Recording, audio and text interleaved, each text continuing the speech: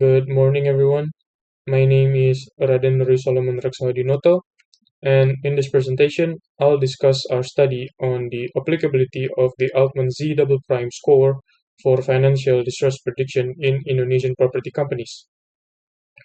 Rather than proposing another prediction model, this study asks a more fundamental question, which is, when a well-established model is applied to a different sector and country, can we still trust its original coefficients and thresholds? And to answer that, we first need to understand why this question matters.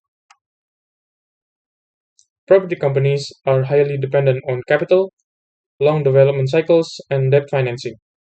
Because financial deterioration can develop gradually, an early warning tool is valuable for investors, creditors, and managers. The Altman Z double prime score is attractive because it is simple, interpretable, and widely used. However, wide usage does not automatically mean that the model fits every financial structure. That leads directly to the gap addressed in the study. A key issue in many applications of Altman is how financial distress is defined. If distress is determined using the Altman score itself, and the same score is then evaluated against that label, the evaluation becomes circular.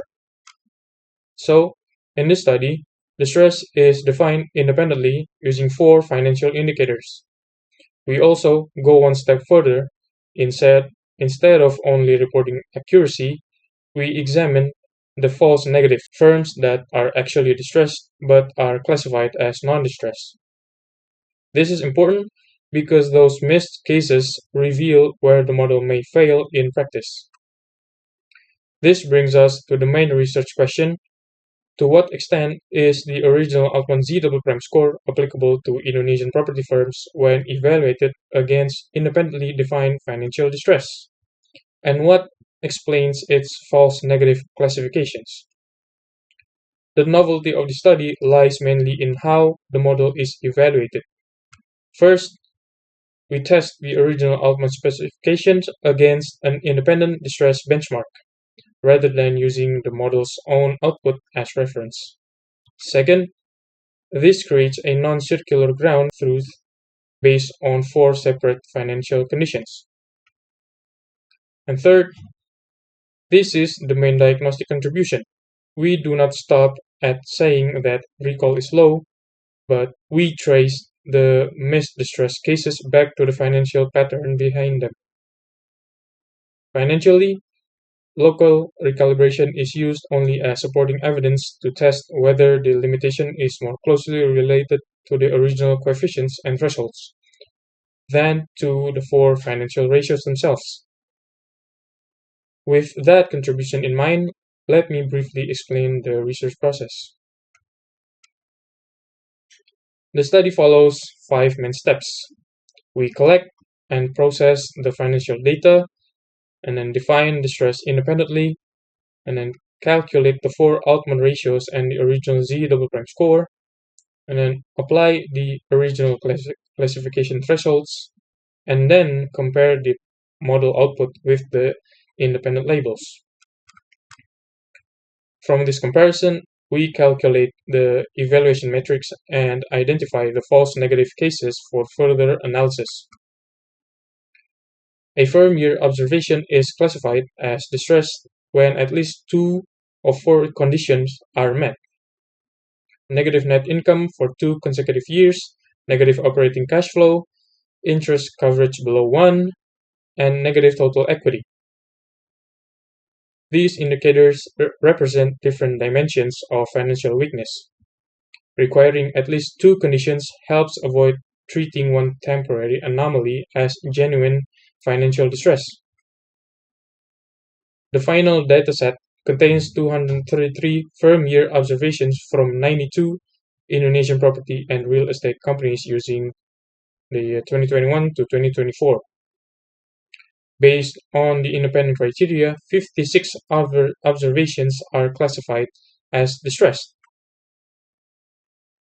The original Altman Z double prime score combines 4 ratios covering working capital, retained earnings, EBIT, and book equity, and then classifies firms into healthy, gray zone, or distressed categories using its original thresholds. On the testing set, the original model achieved 80% accuracy and an AUC of 0.845, which indicates reasonably good overall discrimination.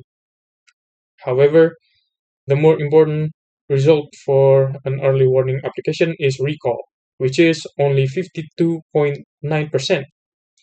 In other words, the model identifies only about half of the actual distress cases. That result led us to ask a more useful question.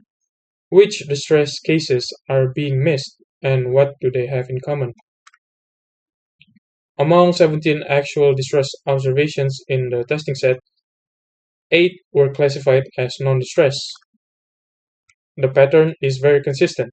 All 8 false negative cases have interest coverage below 1, but none have negative equity, which means their earnings are insufficient to cover interest expense, while their balance sheet equity still appears relatively strong.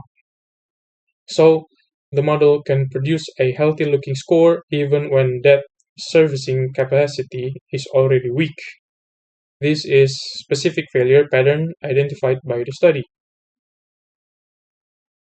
To examine whether the issue comes from the ratios themselves or from the original calibration, we compare the original model with a locally recalibrated discriminant using the same 4 ratios and the same train test split set. Recall increases from 0.529 to 0.882, while AUC rises from 0.845 to 0.951. Because the underlying ratios remain the same, this provides supporting evidence that the original coefficients and classifications may not transfer optimally to this sector. In conclusion, the original Altman Z-double-prime score still provides useful overall discrimination, but its sensitivity to actual distress is limited in this dataset. More importantly, the false negatives are not random.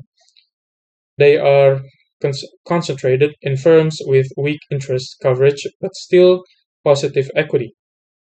The recalibration results further suggest that the limitation may lie in the transferability of the original coefficients and thresholds.